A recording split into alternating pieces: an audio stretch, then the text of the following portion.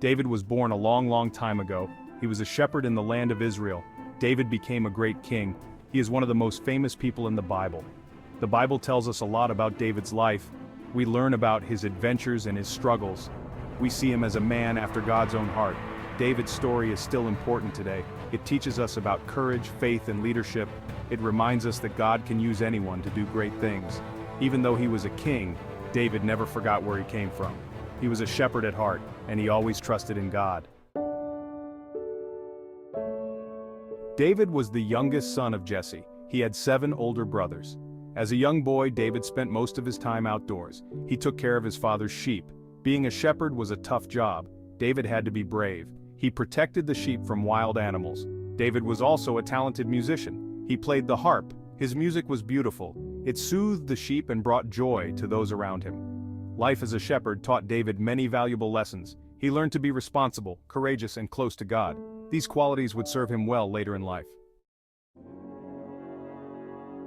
One day, a prophet named Samuel came to Jesse's house. Jesse was a humble man with many sons, each strong and capable in their own right. God had given Samuel a special task, a mission that would change the course of history for Israel.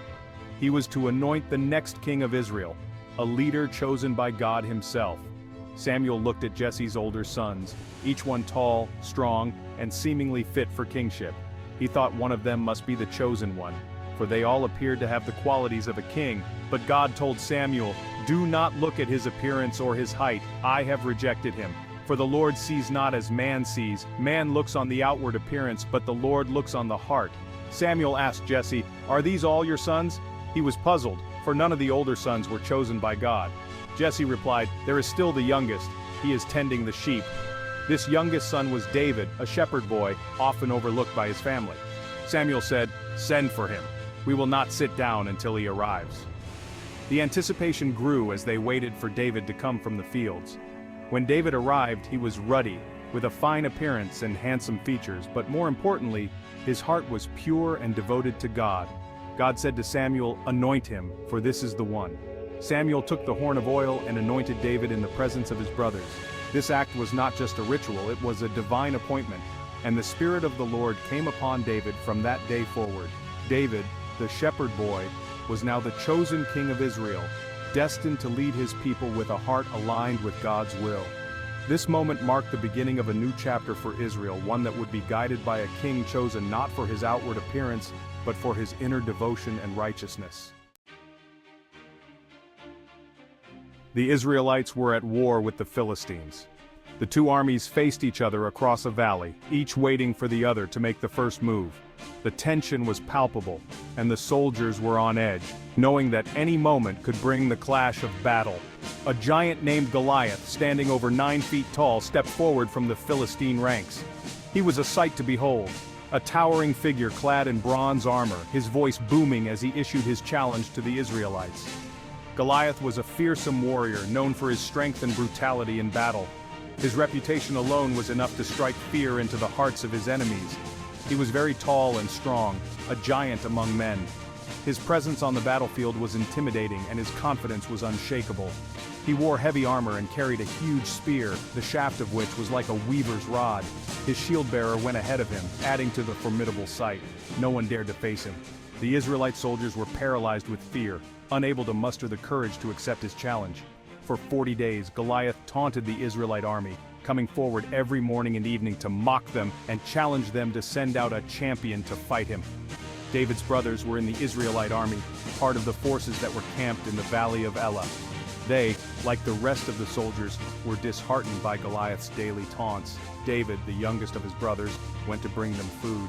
He was not a soldier, but a shepherd, tasked with tending his father's sheep. When he heard Goliath's challenge, he was not afraid. Unlike the seasoned soldiers, David's faith gave him a different perspective on the situation. David said, "I will go and fight the Philistine." His words were met with disbelief and concern, but his determination was unwavering. King Saul tried to stop him, pointing out David's youth and inexperience. But David insisted, recounting his past victories over wild animals that threatened his flock. He said, "The Lord who delivered me from the lion and the bear will deliver me from the hand of this Philistine." His faith was his armor, and his trust in God was his weapon. Section 5. A mighty warrior. David, a young shepherd boy, took his shepherd's staff, a simple sling, and 5 smooth stones from a nearby brook. These were the tools of his trade, the instruments he used to protect his flock from wild animals. But today, they would serve a far greater purpose. He went out to meet Goliath, the fearsome giant who had been terrorizing the Israelite army for 40 days. Goliath, clad in heavy armor and wielding a massive spear, laughed when he saw David approaching. He said, "Am I a dog, that you come to me with sticks?" His voice boomed across the valley, filled with scorn and derision.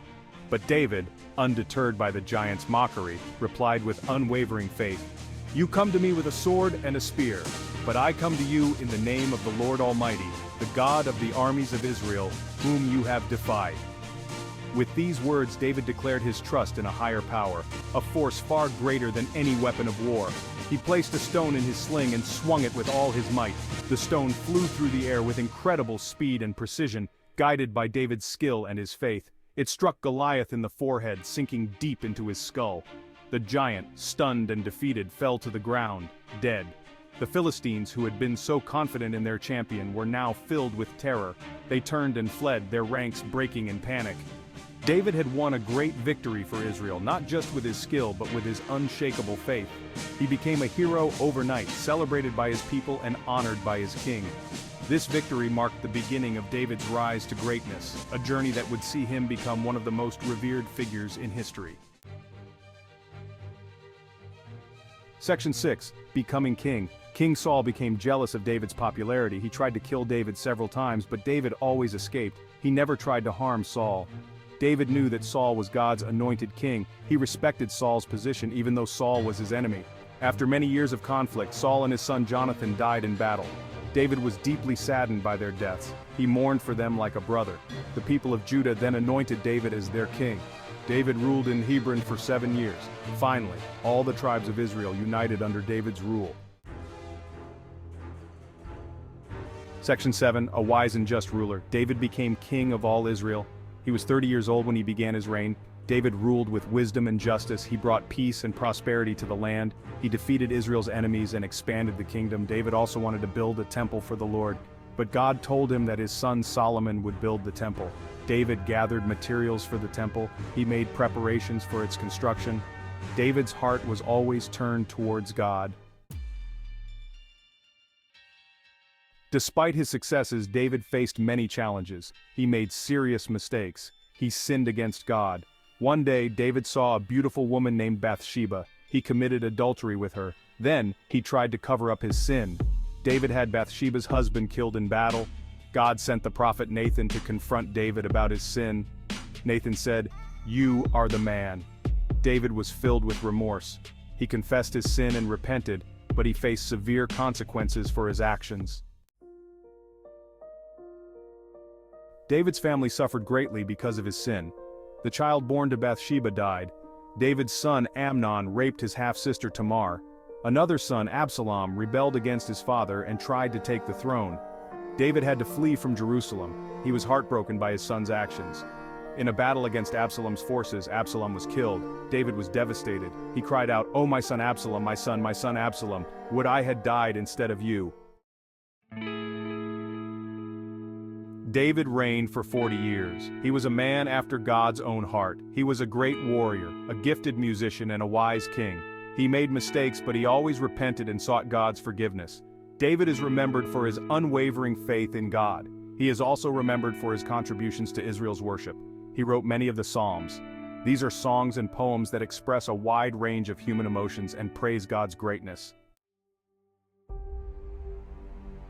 David's story has inspired people for centuries. He is a significant figure in Judaism, Christianity, and Islam.